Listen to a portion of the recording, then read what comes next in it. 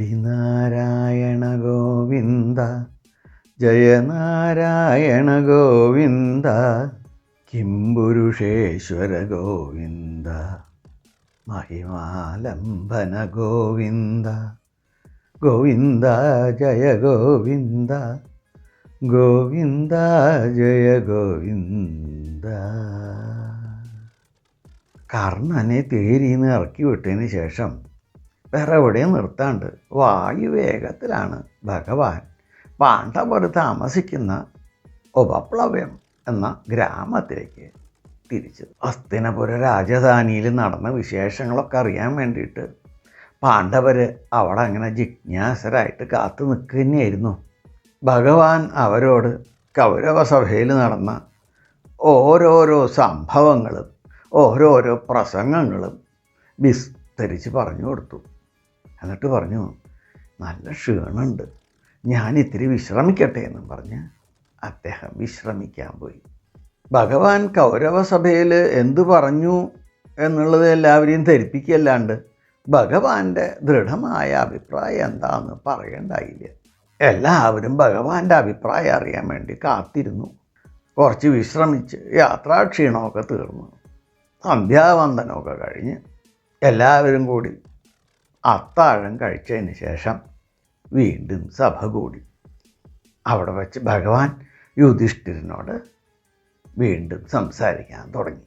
എൻ്റെ പ്രഭാഷണം കഴിയേണ്ട താമസം ദുര്യോധനനും കൂട്ടരും പരിഹസിച്ച് ചിരിക്കാൻ തുടങ്ങി. ഗുരുജനങ്ങൾ, വിശേഷിച്ച് ഗാന്ധാരി വരെ സഭയിൽ വന്ന് ദുര്യോധനനെ ഉപദേശിക്കാൻ നോക്കി.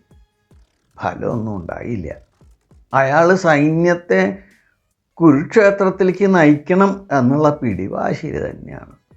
കൗരവരുടെ 11 അക്ഷൗഹിണി സൈന്യങ്ങളെയും സർവ്വസൈന്യാധിപനായിട്ട് ഭീഷ്മപിതാമഹനെ അഭിഷേകം ചെയ്യുകയും ചെയ്തിരിക്കുന്നു. ഉച്ചനക്ഷത്രം വരുന്ന ദിവസം യുദ്ധം ആരംഭിക്കാൻ തന്നെയാണ് അയാളുടെ നിലപാട്. അതുകൊണ്ട് യുധിഷ്ഠിര, യുദ്ധം ഏക വഴിയായിട്ട് മാറിയിരിക്കുന്നു. ഭഗവാൻ ഇത്രയും പറഞ്ഞു കഴിഞ്ഞപ്പോൾ യുധിഷ്ഠിരൻ അനുജന്മാരും മറ്റ് പാണ്ഡവപക്ഷത്ത് ഉള്ളവരും ഒക്കെ കൂടി യുദ്ധത്തിൻ്റെ ഭാഗങ്ങളെ പറ്റി ആലോചിക്കാൻ തീരുമാനിച്ചു. അപ്പോൾ യുധിഷ്ഠിരൻ പറഞ്ഞു, നമുക്കുള്ളത് 7 അക്ഷൗഹിണി സൈന്യങ്ങളാണ്. 7 എണ്ണത്തിനും ഒരേ സേനാനായകന്മാർ വേണം. സേനാനായകന്മാരുടെ കഴിവിലും മിടുക്കിലുമാണ് ഒരു യുദ്ധത്തിൻ്റെ ജയപരാജയങ്ങൾ നിർണയിക്കപ്പെടുന്നത്. ദ്രുപദൻ, വിരാടൻ, ദൃഷ്ടദ്യുമ്നൻ, ശിഖണ്ഡി, സത്യകി, ചേകിതാനൻ, ഭീമസേനൻ, അങ്ങനെ 7 പേര് 7 സൈന്യാധിപനായിരിക്കട്ടെ എന്നാണ് എൻ്റെ അഭിപ്രായം. ആർക്കെങ്കിലും എതിരഭിപ്രായം ഉണ്ടോ?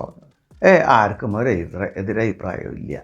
ശരി, ഇനി നമുക്കൊരു സർവ്വസൈന്യാധിപനെ വേണം. അതാരാ വേണ്ടത് എന്ന് ആലോചിക്കണം.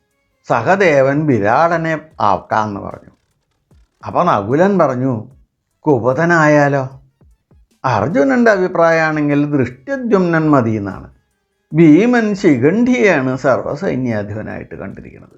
അപ്പോൾ യുധിഷ്ഠിരൻ പറഞ്ഞു, ഭഗവാൻ ഇവിടെ ഉണ്ടല്ലോ, അദ്ദേഹത്തിനോട് ആലോചിച്ചിട്ട് പോരെ സർവ്വസൈന്യാധിപനെ നമ്മൾ നിശ്ചയിക്കാൻ. അപ്പോൾ ഭഗവാൻ പറഞ്ഞു, ദൃഷ്ടദ്യുമ്നൻ തന്നെ സർവ്വസൈന്യാധിപനായിട്ട് ഇരിക്കട്ടെ.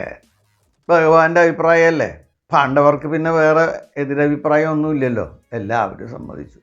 ഭഗവാന്റെ മുമ്പിൽ വെച്ച് ആ സഭയിൽ വെച്ച് തന്നെ ഓരോ അക്ഷൗഹിണിയുടെ നേതാക്കന്മാരെയും സർവ്വസൈന്യാധിപനെയും എല്ലാം നിശ്ചയിച്ച് അഭിഷേകവും ചെയ്തു. അടുത്ത ദിവസം കാലത്ത് സ്നാനജപാദികളൊക്കെ കഴിഞ്ഞ് യുധിഷ്ഠിരൻ ബ്രാഹ്മണർക്ക് ദാനമൊക്കെ നൽകി. നല്ല സമയം നോക്കി പോർ ചട്ട അണിഞ്ഞ് ആയുധം ധരിച്ച് സർവ്വദൈവങ്ങളെയും ഗുരുജനങ്ങളെയും വന്ദിച്ച് പോർക്കളത്തിലേക്ക് പുറപ്പെട്ടു. യുദ്ധാവേശം പൂണ്ട എല്ലാവരും പെരുമ്പറ കൊട്ടുക, അട്ടഹസിക്കുക ഇതൊക്കെ തുടങ്ങി. മുമ്പിൽ ഭീമനാണ് തൻ്റെ അക്ഷൗഹിണിയെ നയിച്ചുകൊണ്ട് പുറപ്പെട്ടത്. ഓരോ അക്ഷൗഹിണിയും നേരത്തെ നിശ്ചയിച്ച മാതിരി ഓരോ നേതാക്കന്മാർ നയിച്ചും കൊണ്ട് പുറപ്പെട്ടു. എല്ലാവരും യുദ്ധകാഹളം മുഴക്കിക്കൊണ്ടാണ് യാത്ര. കൃഷ്ണാർജുനന്മാർ തേരിൽ ഈ അക്ഷൗഹിണി സൈന്യത്തെ ചുറ്റി പ്രദക്ഷിണം വെച്ചതിന് ശേഷമാണ് പുറപ്പെട്ടത്. പതുക്കെ പതുക്കെ സൈന്യം കുരുക്ഷേത്ര മൈതാനിയിൽ എത്തിച്ചേർന്നു.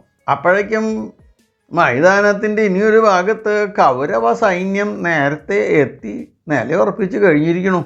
ഇരു കൂട്ടരും ശ്മശാനം, ദേവഗ്രഹം, ആശ്രമം ഇങ്ങനെയുള്ള സ്ഥലങ്ങളെയൊക്കെ ഒഴിവാക്കി നല്ല സമതലം കണ്ടുപിടിച്ച് അവിടെ ശിബിരങ്ങൾ പണിയാൻ തുടങ്ങി.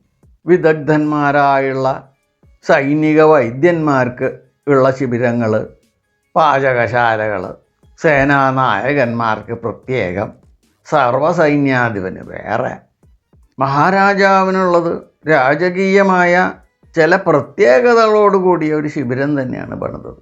ഇരുകൂട്ടരും അങ്ങനെ തന്നെയാണ് ഉണ്ടാക്കിയിരിക്കുന്നത്.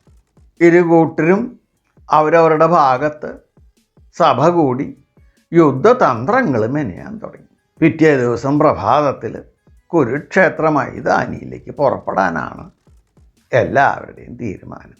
അടുത്ത ദിവസം ആദ്യം കുരുക്ഷേത്ര മൈതാനിയിലെത്തിയത് പാണ്ഡവരായിരുന്നു. കുറച്ച് സമയങ്ങൾക്ക് ശേഷമാണ് കൗരവർ അവിടെ എത്തിച്ചേർന്നത്.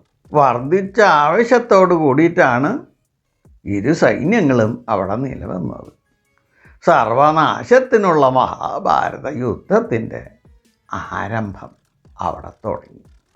ഭഗവാൻ എല്ലാവർക്കും സുഖസമൃദ്ധി ഉണ്ടാവണേ എന്ന് പ്രാർത്ഥിച്ചുകൊണ്ട് ലോക സമസ്ത സുഖിനോ ഭവന്തു.